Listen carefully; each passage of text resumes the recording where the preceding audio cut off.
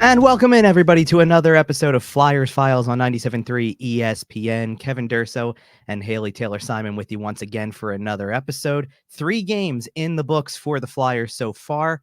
So we've got a lot to talk about from those 3 games, including the first NHL goal for one particular top prospect on this team. We'll get to that in a moment. But first off, Haley, how you doing tonight?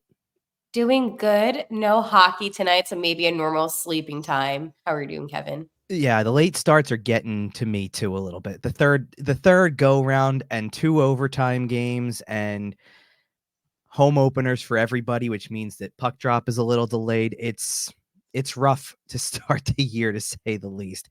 So, and that makes it a tough start for the Flyers too, because it's obviously a lot of time changes and you're out away from home for so much of it. So far they're 1-1-1, and we're going to highlight the 2 players in particular that I think a lot of people want to talk about or want to hear about. But in general, let's just kind of start with these 3 games and kind of just see where, kind of where our thoughts lie with this team so far through the first 3 games. They started in Vancouver. We previewed that on the last episode. Start in Vancouver. They get a shootout win. Not something we tend to see very often sometimes. They were a little bit better in the shootouts last year, but it's usually a problem area. So they get a shootout win. Sam Harrison was really good, and they got a power play goal in the game. So it was like kind of like all of those things were falling into place. And then they immediately go to the back-to-back, losing Calgary in regulation. 6-3 ended up being the final. It was closer than that. It was actually 3-2 in the final 6 minutes of the game. Yep. And then we go to Tuesday night's game in Edmonton, a game that the Flyers led 2-0 and 3-2. Eventually they fell 4-3 in overtime. I don't know about you. For me, these have all been really hard games to do any evaluation on because there's been so many penalties in the game. It feels like it's hard to get any reads on anything at 5-on-5. There's just so much special teams time. I looked at some of the power play ice times for some of these players last night. It's just staggering. I think Matvei Michkov had something upwards of nearly 9 power play minutes in his time on ice, and he played over 18 minutes in the game, which is probably typical for a player of his skill set. But it's like when you see all that time coming on the power play, it tells you what kind of night it was. And he even had success on the power play to take away some of that generated time that you expect to get. It's not like the Flyers just went 0 for 7 and 14 minutes of the game were spent with a middling power play like it was last year. Yeah, and that game last night, it was so interesting because in that first period of play, there was 4 penalties going against the Edmonton Oilers last night. And of course, one of them was being that minor due to the fact that the coach's challenge, guess what, wasn't successful, which we all kind of knew. But last night on the power play, the one thing I will say is that it did look better. However, it was a little sloppy. But that first power play unit, especially, was strong. I think Michkov fits in perfectly. And we knew that was going to be his role on that first power play unit, was to set the tone. Now, on the second power play unit, Kevin, you know who I did not like and you know who has not been impressing me? It is Igor Zamola. Mm-hmm. I want to give him the benefit of the doubt, but he just looked slow with the puck. And when the Oilers cleared the puck and he was going back to retrieve it, I know sometimes players like to take their time, but it looked like he was going a little bit extra slow, which kind of killed the momentum of that second power play unit. Yeah, he's looked rough kind of in general in the first 3 games, and I wonder if some of that has to do with the power play time, that maybe after a certain number of games, after a certain number of attempts to try to utilize that, it just doesn't work. And if you get him off of the power play, everything else falls into place for him. Because I thought he had a really good training camp. Otherwise, like, he had a good training camp and good preseason.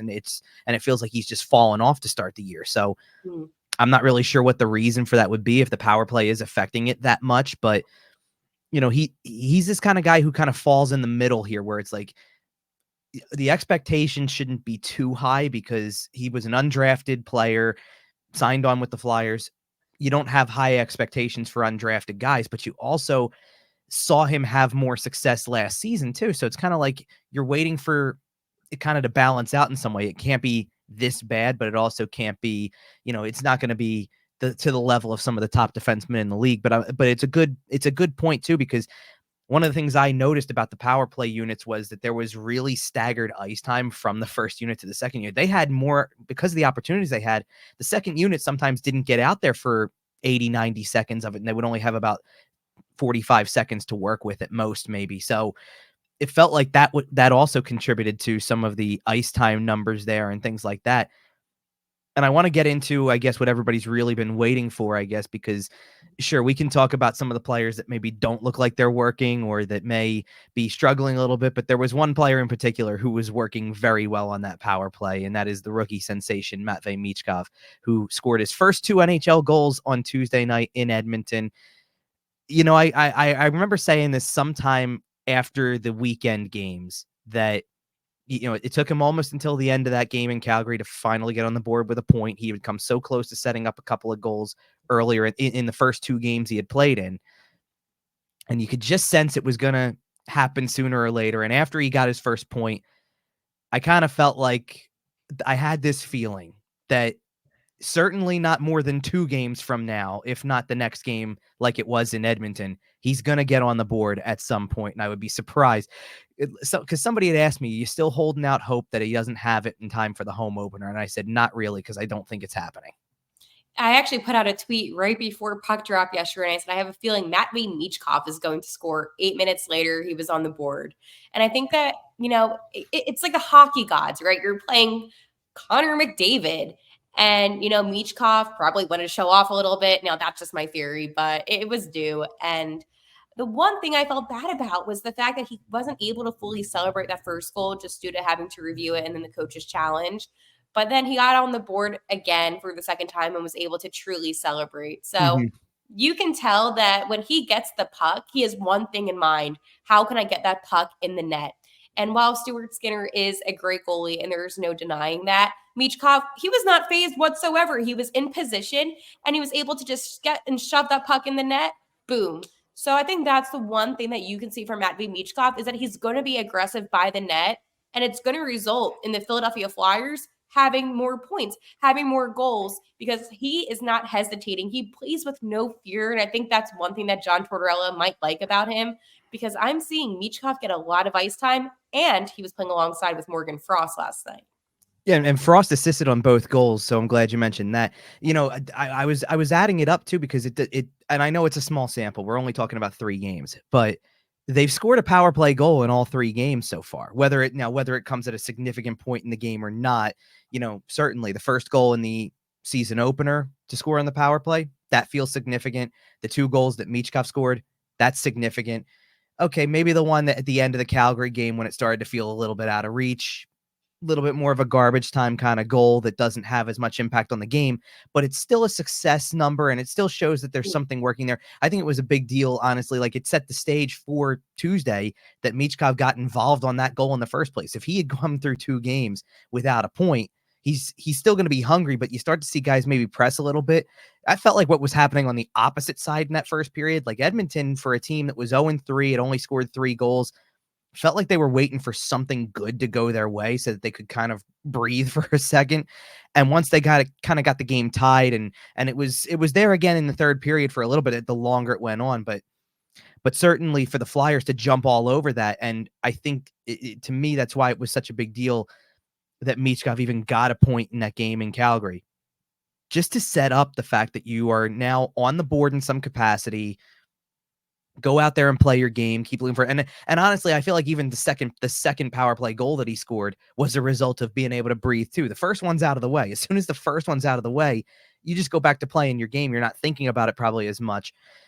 I think it totally unlocks something for him. And now, like, I can already tell, and they've got one more game before this, but I can already tell people are looking forward to Saturday's home opener and their first chance to legitimately see Michkov in an NHL game that's an NHL regular season game in front of the home fans. And I can't help but picture exactly what you're talking about with the celebration, him going behind the net after scoring a goal like that, and kind of giving the, are you not entertained look, come on, like, I've been waiting for this. He's ready to feed off of it. He may not do that at home. He probably is just going to make a beeline for the nearest corner that he can find and jump up to try to be as involved with the fans as possible, because he seems like that kind of kid too. But I love the energy that he's bringing to it, and the fact that the power, like, to add up the fact that the power play has 4 goals already in 3 games, that's already feels like already a pretty substantial improvement. I believe I forget what made me like kind of go into this just discussing different things and researching different things kind of over the summer as everything is in the doldrums a little bit.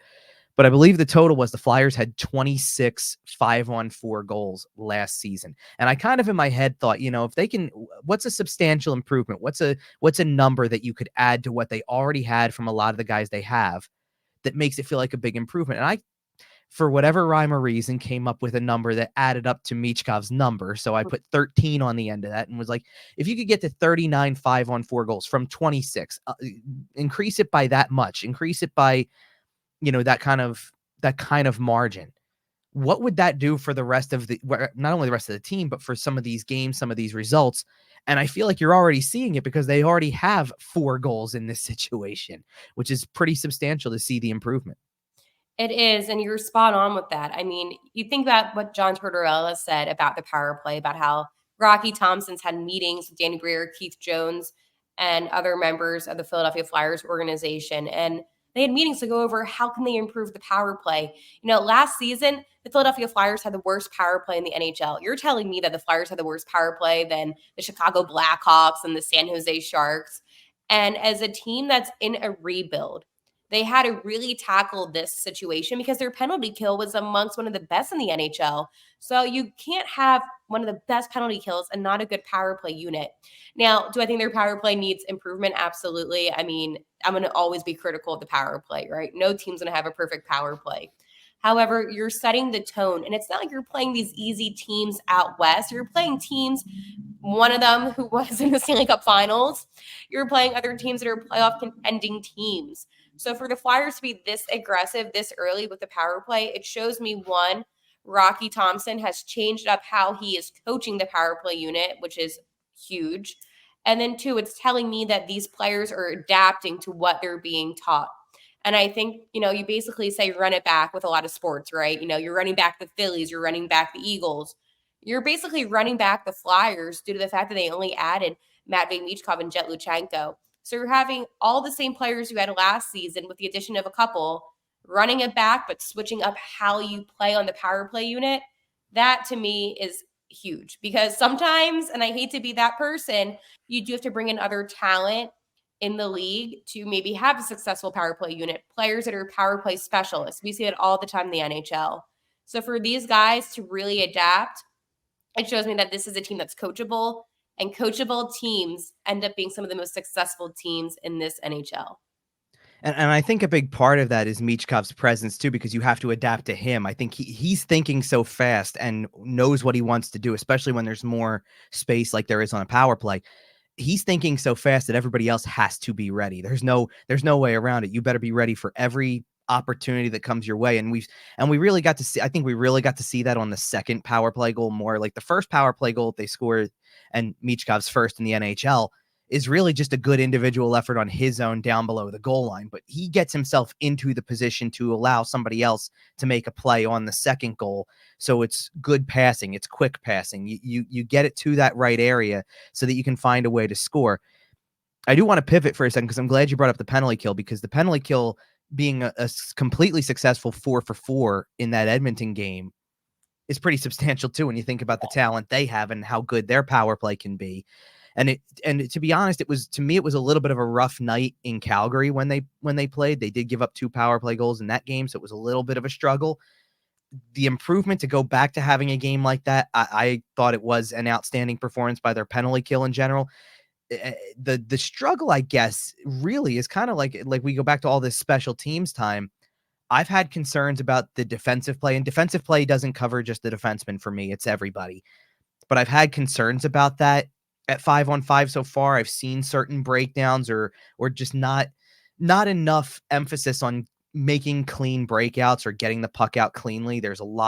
We saw a couple of times there have been turnovers right at the blue line that lead to something immediately. They gave up a goal in Edmonton like that. They gave up a goal in Vancouver like that. Situations like that can lead to something going wrong the other way. So it's one of the concerns I have. But it's still good to see that when it comes down to defending from a penalty kill standpoint, that they look like they have something to build on from last year, and they're keeping that mentality. That's something that's jumped out to me right away. And sometimes, look, when you play Edmonton, sometimes you're holding on for dear life when you're on the penalty kill because that's just the way it is. They've got so much talent. And that's kind of why the game went the way that it did to me, is because at some point you knew McDavid and Draisaitl and Bouchard and guys like that were going to have an impact on the game at some point. And you held them off the board still for 56 minutes until it got down to the final 4 minutes and they finally broke through for a game tying goal. But to keep them contained on the penalty kill in these crucial situations where it felt like for every opportunity you were getting in the early going, because of how undisciplined Edmonton was, you were answering back when it came time on the penalty kill. And I think that's a really important thing for them to build early in the season. Absolutely. And again, the penalty kill is one of the stronger suits that the Philadelphia Flyers have. And last night they gained a point. I know the Flyers had the lead multiple times throughout the game. However, you are playing the Edmonton Oilers. While they're the oldest team age-wise in the league, they are still one of the best when it comes to the talent that they have. And I think that sometimes maybe fans forget that. Maybe they forget that they did go to the Game 7 of the Stanley Cup Finals. Maybe they forget that they have Connor McDavid within himself is an incredible player that does so much to the game of hockey. So I think once fans realize, hey, getting a point against the Oilers is a huge deal. It's better than not having any points against them, because the Oilers could have very well came back and defeated the Philadelphia Flyers. And I get it. You have the lead. It sucks to lose the lead. But Kevin, you have to understand, and I bet you do, but it's so frustrating when I see people basically saying, oh, well, this is so typical of the Flyers. It's the Edmonton Oilers. Maybe if it was San Jose, I would be a little bit more understanding of the frustration. But I mean, you have Leon Draisaitl. You have so many players that are so talented. Bouchard. I mean, I could go on and on. That it's still something to gain a point. Sure. And part of this is why I find it so hard to judge the early part of the season too, is because there's different things happening in different spots where you could have the same kind of reaction. Like I know what people say about, well, they had the lead and they blew it in the end, against Edmonton, things like that. Look at some of the teams. Like Edmonton was in that spot 0-3 to start the season. Colorado's 0-3. Nashville made a bunch of big free agent acquisitions. They're 0-3. Like, this is not the way it's going to be for the whole season. Those teams are going to figure it out in the same way that the Flyers could have started off 3-0 instead of being 1-1-1, and probably been humbled at some point later on, because the season goes through different ebbs and flows where you're going to be really successful or you're going to go through some struggles. And either way, it doesn't really matter when that happens. You got to be prepared for the good times, and you got to understand that the bad ones are going to happen, but you're going to have to get over them quicker. It's just one. And so I look at that, and I know people are frustrated by it, but at the same time, I look at these, there was a game, one of the games on Tuesday night, Seattle and Nashville, was a 7-3 final. Monday, we had an 8-7 final in the league. It's kind of like, early in the season, defense and goaltending is semi-optional. Sometimes teams are not ready to be clicking on all cylinders like that. And it happens throughout the course of the league. So as much as I'm going to sit there and I can lament about, oh, there was a defensive breakdown here, or a bad turnover, or a failed clear. And yes, I'm part of and that's part of my job, right, is to point out for fans, this is where it went wrong. This is this guy. This is that guy. The overtime situation, because I saw a lot of stuff about that. The overtime situation was entirely exactly what it is. You take a risk and you pay the price. Yep. Travis Sanheim makes an aggressive move. They're all caught. Travis Konechny's trying to stay with the one guy he's supposed to be on. Michkov tries to get out of the zone quicker so he can start a rush the other way, but there's three guys, three Oilers that are back in the attacking zone that are now still behind it, so it's basically a 3-on-1. Sometimes it's gonna happen that way. Really, where the play probably needs to be paused is Sanheim doesn't need to get that aggressive in the first minute of overtime after they've been out there for that whole time against the top guys for Edmonton. Maybe that's where it goes. But I will say, though, I know it didn't work out, but it is interesting, though, that the Flyers, now I don't know if they told Sanheim to be as aggressive as he was, but I do like this aggressive approach that this team has, because they are doing something they didn't do last season, which is playing with guts. They're playing kind of, and not more recklessly, maybe reckless isn't the right word, but they're playing just a little bit more out there, so to say. And that's something that I've noticed. So who knows? I mean, maybe it's going to benefit them later on in the season. But I do agree with you. At that given time, less than a minute into into overtime, Sam's so used to saying power play now, into OT last night, Travis Sanheim didn't need to do that. Well, but I think that also goes into exactly what I was talking about with some of these high scoring games too, where that's the way the team, I feel like a lot of teams just want to play that way because they just get the sense that make an impact early, set the tone early, go out and win a game in overtime. I can make this play. I can do whatever I want to do. And the structure is really just not there. I think that that's a situation where you're trying to catch Edmonton maybe napping in overtime. They had possession the whole time. You get your first shot at it. I'm just going to charge up the ice, make a power move, and see if I can't find a way to score. And it just goes the wrong way quickly. But what I wanted to talk about that was kind of impressive from this was, and it's going to bring Jett Luchanko into the conversation because he was among some of the, I looked at the forwards ice time at the end of the game, and we're talking about, we've talked quite a bit about this game in particular with the guys on the other side of the ice and who you have to face on a regular basis. And I just think about the last 10 minutes of the third period and getting towards overtime where, Michkov got his share of playing time in the game. Travis Konechny ended up finishing with more ice time than anybody in the game, over 24 minutes. And Tyson Forster had a lot of ice time. But those were the three forwards that were at the top of the list. And number 4 was Jett Luchanko with 17 minutes. And part of the reason why is going to be that within a span of 3 seconds, the Flyers went from having 12 available forwards to 10 because of a couple of fights. So Sean Couturier is off the ice for 5 minutes. Joel Farabee's off the ice for 5 minutes. Totally is going to mess with your forward combinations because now you have to compensate for them being in the box for 5 minutes. But it was getting down to it, and they were throwing Jett Luchanko out there against Connor McDavid. And it looks like a situation where for a kid who just turned 18, how is he supposed to be able to handle that? But he handled it. And it really, it's got a pro and a con to it because I still don't know how to feel about him yet through 2 games. I'm still like judging, and we're not sure if he's going to last beyond his 9-game tryout. But at the same time, I look at that and I go, if he's able to be out there and that's who you're going to put out there in that spot, and especially if it's because of the speed factor and you don't feel like you can throw Sean Couturier out there with the speed factor, or you're trying to, you know, I've one of the forwards I felt has left a lot to be desired is Ryan Poehling. Poehling's fast and he was out there a lot for that situation, but I don't know if he's had the best start to the season either. I don't feel like he has. No. And because of that, you end up in a spot where because of your overall center depth, you're putting an 18-year-old kid out there against the top players in the league and throwing him right into the fire. And so far it's worked out. Maybe that'll catch up to him eventually and they find that out over the next handful of games. But if he's able to play, and he came close to scoring a goal in this game too, a couple times actually. Yep. For a couple seconds, everybody thought he had a goal on that late second period deflection. It was Bobby Brink's goal, but he also got a couple scoring chances in the third period. Like, I fully expect him somewhere in the range of before he goes back, whether that's after and if he goes back, I fully expect him to probably get on the board at some point because I feel like he's going to keep pushing for that. But more or less, I just keep coming back to the fact that he's out there for that kind of ice time. They keep putting a lot on his plate. He didn't really have a lot of special teams time when it came down to it. They didn't utilize him the same way in special teams as they had in the preseason. And I kind of like don't know how to feel about that because of the fact that it's a good thing that an 18-year-old is that receptive and that able to do this. But it also feels like it's, again, another knock on the lack of center depth that they have.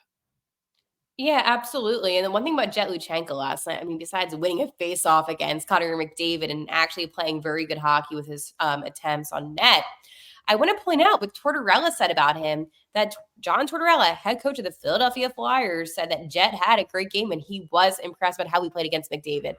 And that for me was my test. Last week on Flyers Files, I said to you, Kevin, I said, I'm a little bit nervous about how he's going to be if he does have to go against Connor McDavid. And we talked about that. Last night showed me if you're able to hold your own against one of the best players in the National Hockey League, you are deserving of being on this team the whole season.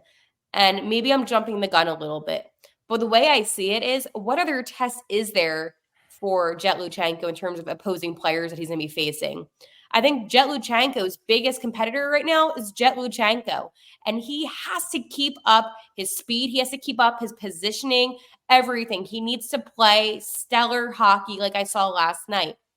Now, do I want Jett to get on the board? Absolutely. However, I think with the position that Jett is in right now, as long as you're holding your own and as long as you're, and again, I want him to score. But even if you're contributing in other ways, assisting, whatever, that's fine for me. Michkov, yes, we expect him to score. Jett, we want him for his speed. We want him for his playing abilities to handle the puck and get it into a good position. So right now, I am very impressed with Luchanko. And I do think, and I'm going to take back what I said last week on Flyers Files, I do think he is going to stay throughout the season. Yeah, I'm still not completely convinced, and I agree with you. This was one of the bigger tests he's going to have in terms of the type of opponent he would face. But I think what I worry about is that it's good for him to get the test. It happened early enough in the season that you still have all the jump in the world, kind of in a way. And this isn't this isn't January or February when you've been playing a lot more. So I worry about that for him from a full season perspective. But I do agree with you on what you said about maybe at this point, his worst enemy or his biggest competition in this thing is himself. That if he continues to do stuff like this, if he continues to hold his own and kind of show like he realistically speaking, how many of these specifically from the center position, how many centers on the roster are really in front of him? I think Morgan Frost has had a decent start to the season, but I don't know that you would sit there and say that Sean Couturier's played better than Jett Luchanko at this point. You No. definitely I wouldn't say that with Ryan Poehling, obviously. I kind of hinted to that. I think he's had some struggles. And I think Poehling's a better player than that, but I do also feel like with Poehling in particular, this is one of the things I had talked about kind of from one season to the next and why I don't have them in the playoffs per se, is that you got close to the playoffs with a lot of players playing, I think, above their heads a little bit, playing above what typical expectations would be. And Poehling was one of the first guys that came to mind where it's like but in my opinion, he had a really strong season last year. Did a lot of things right, really put himself on the map to potentially be a future piece. He's in the age group that you would want to be proving that they belong and can be here for a few years. And that's why he got a contract extension. But you hope that that doesn't feel like a bit of a mistake down the stretch if he goes back to being kind of the player that he was before he got to Philadelphia, before he took the chance on himself. That if he feels, and I'm not saying that he necessarily feels this sense of security, but if it appears that way, because it's like, okay, now you don't have that fire under you about playing for your next contract, you already got it, and the performance doesn't match up. Like I think he ended up playing, but for a little while, he was actually skating in a practice as an extra. And it looked like he might come out of the lineup. That's interesting that he's one of the first guys that comes to mind. I almost wonder if that was if the only reason that wasn't done was because of the opponent and because he does have speed to his game and you need speed to keep up with the Edmonton Oilers. Maybe against Seattle, that's where you make that decision and you say, okay, now I need to get Noah Cates in. I need to get Nick Delorier and somebody like that. I mean, maybe at this point, they've got to get Nick Delorier into a game just because they've been fighting so much with guys who I don't expect to see fighting. Sean Couturier's fighting again after he had the one in the preseason, or Tyson Forster fighting, or Joel Farabee fighting. It's like, and Farabee wanted one on Saturday and didn't get it. And so maybe that's part of what happened. I think that's what it was. I personally, I wouldn't be trying to pick a fight with Corey Perry in that No, situation. that was But the dumbest thing anyone could have ever done, is try to fight Corey Perry. like at least Couturier's was a response. Like I understood where that came from. Somebody came in and had a response to something that wasn't like him looking. And so, and realistically, that's how he's fought both times so far, preseason and regular season. It's a response thing. But I would not have been going after Corey Perry in that situation. And Tyson Forster's, I had to respect. I mean, he was standing up and defending Jamie Drysdale, who, as we know, has dealt with injuries for a while. So I respect that. Now, again, it sucks that he had like 17 minutes worth of penalties. However, I mean, this was Tyson's first NHL career fight. So it came at a right time because you are defending one of your star defensemen. So that's fine. But again, like Joel Farabee, come on, be smarter. Sean Couturier, be smarter. There is a reason why Jamie Drysdale didn't begin fighting. It's because Jamie Drysdale probably knows, hey, if I get into a fight, there's a chance I'm going to re-injure myself. It's all about being smart. In the moment, you're going to get frustrated, take it out on the puck and score a goal. But just control the emotions. I see where you're coming from with that, maybe from Farabee's standpoint a little more in the Edmonton game. Yeah.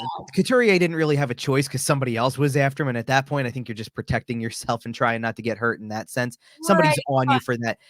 Well, I guess to your point, what you could do is coax him into another penalty though, and say, go ahead, try to do something. Yeah. I'm not interested in this in a I say that all in the a time. 3-2 game. Yeah, I see that all the time in the National Hockey League, that there's a player that doesn't want to engage, another guy is trying to punch him and he just is not reacting. And it actually is a beneficial thing because then your team gets the power play. But I think that Sean Couturier, just knowing how physically, he was last season and all that, I would have just tried to disengage as much as possible.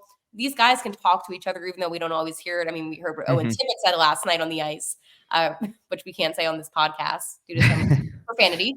But Couturier could just been like, dude, I'm not going to fight you. Like, I don't know what he would say, but I just, my biggest fear, Kevin, is if one of our players on the Philadelphia Flyers gets injured early on due to a fight that was unnecessary.